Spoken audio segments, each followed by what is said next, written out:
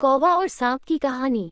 नगर के पास बरगद के पेड़ पर एक घोंसला था, जिसमें वर्षों से कौवा और कौवी का एक जोड़ा रहा करता था। दोनों वहां सुखमय जीवन व्यतीत कर रहे थे। दिन भर भोजन की तलाश में वे बाहर रहते और शाम ढलने पर घोंसले में लौटकर आराम करते। एक दिन एक काला सांप भटकते हुए उस बरगद के पेड़ के पास आ गया। पेड़ के तने में एक बड़ा खोल देख वह वहीं निवास करने लगा। कौवा कौवी इस बात से अनजान थे। उनकी दिनचर्या यूं ही चलती रही। मौसम आने पर कौवी ने अंडे दिए। कौवा और कौवी दोनों बड़े प्रसन्न थे और अपने नन्हे बच्चों के अंडों से निकलने की प्रतीक्षा कर रहे थे। लेकिन एक दिन जब वे दोनों भोजन की तलाश में निकले, तो अवसर पाकर पेड़ की खोल में रहने वाले सांप ने ऊपर जाकर उनके अंडों को खा लिया और चुपचाप अपनी खोल में आकर सो गया। कौवा कौवी ने लौटने पर जब अंडों को घोंसलों में नहीं पाया, तो बहुत दुखी हुए। उसके बाद से जब भी कौवी अंडे देती, सांप उन्हें खाकर अपनी भूख मिटा लेता। कौवा कौवी रोते रह जाते। मौसम आने पर कौवी ने फिर से अंडे दिए, लेकिन इस बार वे सतर्क थे। वे जानना चाहते थे कि आखिर उनके अंडे कहाँ गायब हो जाते हैं। योजनानुसार एक दिन वे रोज की तरह घोंसले से बाहर निकले और दूर जाकर पेड़ के पास छुपकर अपने घोंसले की निगरानी करने लगे। कौवा कौवी को बाहर गया देख काला सांप पेड़ की खोल से निकला और घोंसले में जाकर अंडों को खा गया। आंखों के सामने अपने बच्चों को मरते देख कौवा कौवी तड़प कर रह गए। वे सांप का सामना नहीं कर सकते थे। वे उसकी तुलना में कमजोर थे, इसलिए उन्होंने अपने वर्षों पुराने निवास को छोड़कर अन्यत्र जाने का निर्णय किया।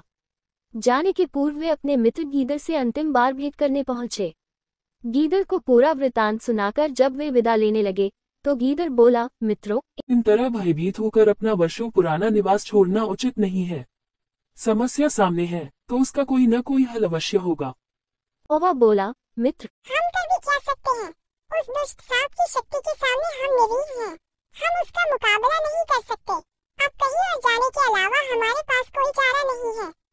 हम हर समय अपने बच्चों को मरते हुए नहीं देख सकते। गीदड़ कुछ सोचते हुए बोला, मित्रों, जहाँ शक्ति काम न आए, वहाँ बुद्धि का प्रयोग करना चाहिए। ये कहकर उसने सांप से छुटकारा पाने की एक योजना कौवा कौवी को बताई। अगले दिन योजनानुसार कौवा कौवी नगर ने सरोवर में पहुंचे, जहां राज्य की राजकुमारी अपने सखियों के साथ रोज स्नान करने आया करती थी। उन दिन भी राजकुमारी अपने वस्त्र और आभूषण किनारे रख सरोवर में स्नान कर रही थी। पास ही सैनिक निगरानी कर रहे थे। अवसर पाकर कौवे ने राजकुमारी का हीरों का हार अपनी चोंच में दबाया और काऊ काऊ करता हुआ राजकुमारी और सैनिकों के दिखाते हुए ले उड़ा। कौवे को अपना हार ले जाते देख राजकुमारी चिल्लाने लगी। सैनिक कौवे के पीछे भागे। वे कौवे के पीछे पीछे बरगद के पेड़ के पास पहुंच गए। कौवा यही तो चाहता था। राजकुमारी का हार पेड़ के खोल में गिराकर वह उड़ गया। सैनिकों ने ये देखा तो हार निकालने पेड़ की खोल के पास पहुंचे। हार निकालने उन्होंने खोल में एक डंडा डाला। उस समय सांप खोल में ही आराम कर रहा था। डंडे के स्पर्श पर वह फन फैलाए बाहर निकला। सांप को देख सैनिक हट में आ गए और उसे तलवार और भाले से मार डाला। सांप के मरने के बाद कौवा कौवी खुशी खुशी अपने घोंसले में रहने लगे। उस वर्ष जब कौवी ने अंडे दिए, तो वे सुरक्षित रहे। सीख, जहाँ शारीरिक शक्ति काम न आए, वहाँ बुद्धि से काम लेना चाहिए।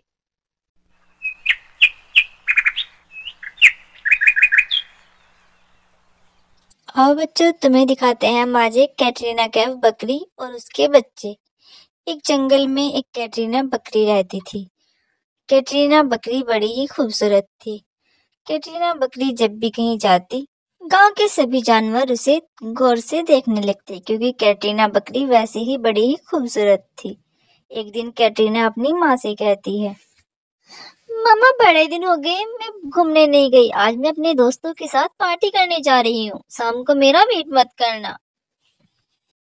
अरे कैटरीना, अगर जा रही हो तो मेरी बात सुनकर जाओ। शाम को जल्दी वापस आ जाना। तुम्हें तो पता ही है बाहर लोग तुम्हें कैसे कैसे घूर के देखते हैं, और मीडिया वाले तो सिर में दर्द ही कर देते हैं। तुम जल्दी जाकर जल्दी वापस आना। ओके मॉम, अब मैं जाती हूँ। शाम को जल्दी ही आ जाऊंगी। इतना कह के कैटरीना बकरी वहां से जंगल की तरफ निकल जाती है। कैटरीना बकरी अपने मित्र खरगोश के साथ जा रही होती है। खरगोश का नाम भी बड़ा ही प्यारा होता है। उसके मित्र का नाम आलिया भट्ट होता है। आलिया भट्ट कैटरीना कैफ दोनों एक साथ जंगल की तरफ जा रही थी। जंगल में जाकर कैटरीना कैफ कहती है, अरे आलिया भट्ट, बड़ी देर हो गई यहाँ पर खेलते खेलते। मेरा मन है कि आज हम जाकर समुद्र वाले नदी पर चलते हैं, वहां जाकर ठंडा ठंडा पानी पियेंगे। आलिया भट्ट, चलो चलते हैं। तभी आलिया भट्ट चारों तरफ देखती है। चारों तरफ देखने के बाद आलिया भट्ट जाने के लिए तैयार हो जाती है। कैटरीना कैफ बड़ी ही थक गई थी। ओह माय गॉड, मेरे पैर के नीचे कान खजूरा आ गया था। आलिया भट्ट, तुम्हें चलना है तो जल्दी चलो, मैं तो यहाँ से जा रही हूँ। ये देखो कान खजूरा। अरे कैटरीना कैफ, चलो अच्छा ठीक है, चलते हैं। इतना कहकर आलिया भट्ट और कैटरीना कैफ दोनों दौड़ती हुई चली जाती हैं। कैटरीना कैफ आगे आगे और आलिया भट्ट कैटरीना के पीछे पीछे। वह जाकर एक समुद्र के पास पानी पीने लगती है। कैटरीना को बड़ी ही प्यास लगी थी, इसलिए कैटरीना कुछ भी नहीं देखती और जाकर पानी पीने लगती है। तभी कुछ ही देर बाद वहां पर दौड़ता हुआ शाहरुख खान आता है। शाहरुख खान कैटरीना को देखकर एकदम वहां आकर पड़ जाता है और कैटरीना कैफ से कहने लगता है, अरे वाह, आज तो कैटरीना कैफ का दर्शन हो गए। तुम तो बड़े दिन बाद आई हो पानी पीने। अरे क्या हुआ, तुम थक गई क्या? रुको, अभी मैं सलमान खान को बुला के लाता हूँ। तुम यही रहना, चले मत जाना। ठीक है कैटरीना, मैं अभी आता हूँ। नहीं, तुम उसको मत लाना। आजकल उसका और मेरा ब्रेकअप हो गया है, मैं उसके साथ बात नहीं कर रही हूँ। ठीक है, उसको मत लेकर आना तुम। तभी आलिया भट्ट भी बीच में बोलने लगती है, शाहरुख खान, मैं तुम्हारा वेट करूंगी, जल्दी आना सलमान खान को लेकर। इतना सुनकर शाहरुख खान वहां से दौड़ता हुआ शेर खान सलमान खान के पास जाता है और सलमान खान के घर जाकर अपनी दस्तक देता है। शाहरुख खान बड़े ही जल्दी में जाकर सारी बातें सलमान खान को बताता है। सलमान, सलमान मेरे भाई, तुम्हें जल्दी चलो, कैटरीना ने बुलाया है, तुम्हारे इंतजार कर रही है। जल्दी सलमान, मेरे साथ चलो। सलमान भाई, तुम इतनी सोच में क्यों हो? अब तक क्यों नहीं जा रहे? मैंने तुम्हें बताया तो है, कैटरीना वहाँ है, और तुम्हें तो पता ही है तुम कैटरीना के बिना कितने परेशान होते हो। शांत हो जाओ शाहरुख खान, तुम्हें नहीं पता मेरे दिल पे क्या बीत रही है। मैं वैसे ही बड़ा परेशान हूँ आजकल कैटरीना कैफ, बस मैं तुम्हें बता नहीं सकता। सलमान भाई, मेरे भाई, तुम्हें क्या हुआ है? बताओ, सो कैटरीना ने तुम्हारे साथ क्या किया है? तुम इतने उदास क्यों हो मेरे भाई? शाहरुख भाई, आजकल कैटरीना विक्की कौशल से बात करने लगी है और मुझसे ये देखा नहीं जाता। और मैंने सुना है कैटरीना कैफ का रिश्ता विक्की के साथ हो गया है। ये नहीं हो सकता शाहरुख, मैं कैटरीना के बिना कैसे रहूंगा। सलमान भाई, तुम फिक्र मत करो, टेंशन मत लो, मैं हूं ना तुम्हारा भाई। आलिया भट्ट, देखो अब तक भी सलमान खान नहीं आया। उसे मेरी जरा भी फिक्र नहीं है, इसीलिए मैं उसका वेट नहीं करती। इसीलिए मैंने उससे ब्रेकअप कर लिया है। आजकल मैं विक्की कौशल को डेट कर रही हूँ। तुम समझती हो ना आलिया? अरे कैटरीना, तुम फिक्र क्यों करते हो? रुको, मैं देख लेती हूँ। सलमान खान आने ही वाला होगा, ऐसा नहीं हो सकता। सलमान खान आने वाला ही होगा और तुम्हें तो पता ही है, शाहरुख खान बुलाने तो गया है, आते ही होंगे दोनों। नहीं नहीं, अब मुझसे वेट नहीं होता, मैं जा रही हूँ। तुम्हें आलिया आना हो तो आ जाना, मैं जा रही हूँ। इतना कहकर कैटरीना वहां से चली जाती है। कैटरीना के जाने के कुछ ही देर बाद सलमान खान और शाहरुख खान भी धीरे धीरे वहां से जा रहे थे। सलमान खान भी उसी जंगल में आ जाता है। सलमान खान के पीछे पीछे शाहरुख खान भी दौड़ता हुआ आ जाता है।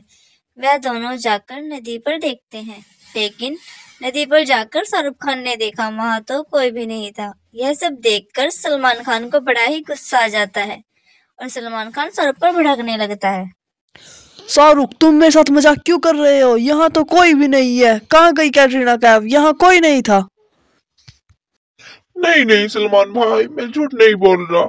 मैं तुम्हारी कसम खाता हूँ, आलिया और कैटरीना कैफ दोनों यही थी। तुम गुस्सा मत करो सलमान भाई, थोड़ा सब्र करो। देखो शाहरुख खान, मैंने कहा था ना, वो आजकल विक्की कौशल के साथ रह रही है और अब भी उसने मेरा वेट नहीं करा, वो चली गई यहाँ से। हमें भी चलना चाहिए। वो बड़ी धोखेबाज निकली शाहरुख खान। सलमान खान, तुमने ठीक कहा, तुम्हारी किस्मत में कैटरीना कैफ नहीं शायद।